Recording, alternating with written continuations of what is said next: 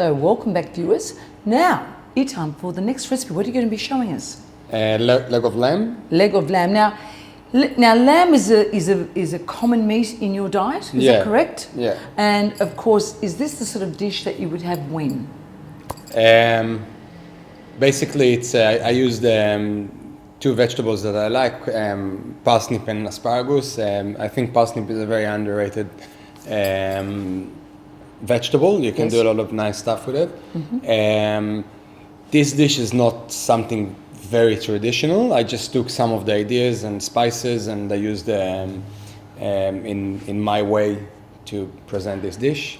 And would you be having this on a Sunday, midweek? When would you eat a dish like Our this? Sunday lunch, our big dinner is Friday night. Yeah, okay. And Saturday afternoon. So, yeah. And let me ask you, what if we didn't have lamb, what else could we use? Beef. Mm-hmm. Beef. Well, in Israel we don't really eat a lot of pork. No. But yeah. But you bend the rules. Yeah. The new generation bends the rules. All right. Pork and seafood, yeah. Okay, well, let's go into the kitchen and you can show us this beautiful dish. Now for my lamb dish, I'm going to show you how to prepare the vegetables. So for this recipe I chose parsnip and asparagus, and we're going to cook it with some herbs and garlic. And for the sauce I'm using raw tahini. So now I'm going to show you how I'm preparing the lamb. I chose a leg of lamb for this dish. Trim a bit of the fat off because you don't want too much fat, but just leave a bit of fat because that's going to add flavor, and I personally really like fat in meat. I think it's add a lot to the dish and to the piece of meat. After I prepared my meat, I would like to show you how I'm making my crust, spices crust. So I'm just going to add a tablespoon of fennel seeds, a tablespoon of coriander seeds, and a tablespoon of cumin seeds. And this all will go into a cold pan with no fat or oil. Now I'm going to just toast the spices over the heat, medium heat, for 1 minute until you can smell all the smell of the spices coming up. You open the flavors. Yeah, now I've been toasting the spices for about 1.5 minutes. I can start to smell all the spices, and I'm gonna just put in the mortar and pestle and just let it chill for a minute or so, because you don't want to create a paste. You just want to create a crust.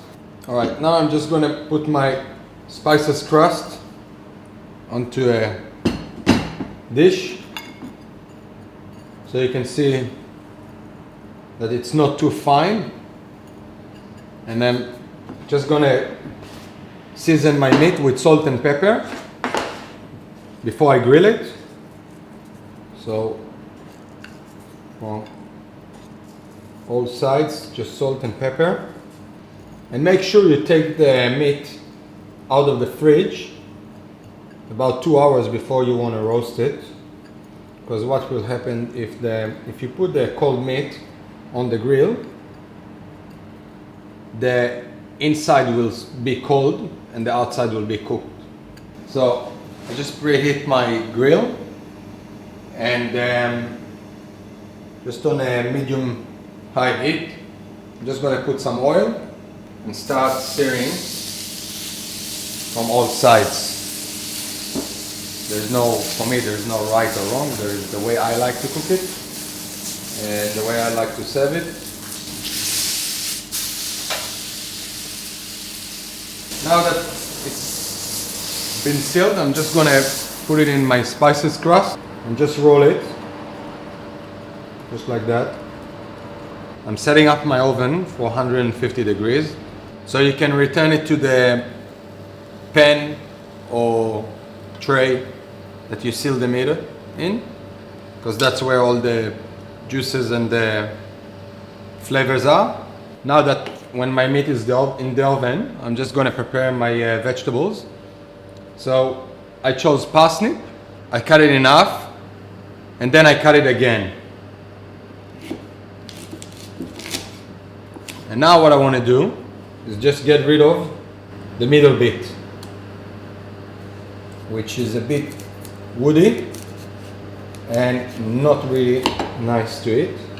I try to keep all this the pieces the same size. So I add my olive oil into the pan. I like to use extra virgin olive oil. I add a knob of butter as well. The reason I'm putting oil into the pan before the butter, because I don't want the butter to be burnt. And then I like to add fresh rosemary at this point. Now it's the time for the parsnips. I give it a good toast. Then I add my pepper and salt. Just a sprinkle of those two.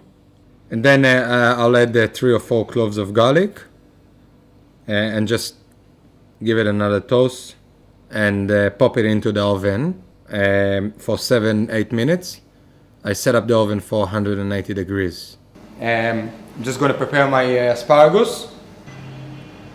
So that's my asparagus. Basically, the technique is just you bend the asparagus, and when it breaks, and that goes to the bin.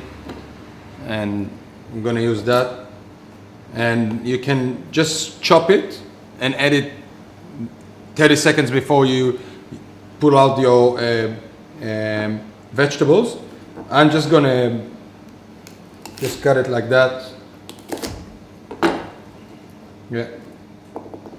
And that will cook with the parsnips. That needs about 2 minutes. Now that my asparagus is ready, I'm just gonna check my parsnips.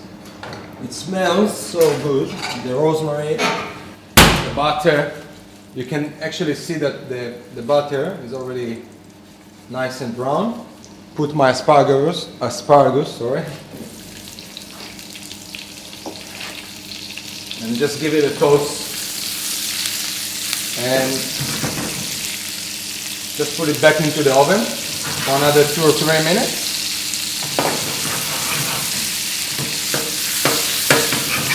And then I'm gonna check my meat, so I'm just gonna put my veggie in the oven. I just want to let the meat rest. Yeah, that's perfect for me. For 5-10 minutes before I slice it, because I don't want the meat to lose any of the goodness.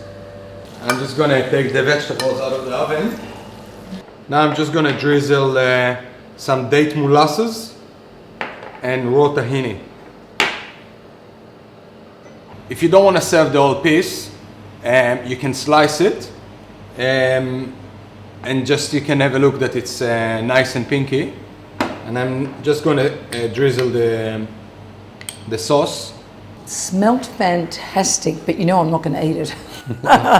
You're vegetarian, aren't you? Oh, I'm nearly vegetarian. I am. But I'm so pleased that you actually incorporate vegetables in your dishes. Yeah. Now, I do know that also in your food, veg salads or vegetables always form a big part of your meal. Is that right? Yeah. And that's got to do something also with, I guess, the Mediterranean diet, because vegetables are a really big part of the Mediterranean diet, yeah? Yeah. I didn't aim for a vegetarian restaurant, but I've got a lot of vegetarian and vegan customers, and they enjoy it. And the other thing I wanted to ask you, if your grandmother had been cooking this dish, would she have been making that lamb pink? No, probably not. All grandmothers overcook their meat, don't they? Yeah. Including mine. All right, well listen, we're going to have another short break. And when we come back, the favourite part of my show, dolce, il dolce. They've stolen this idea, of course, from the French and the Italian, but I'll let you take some of it, all right? All right.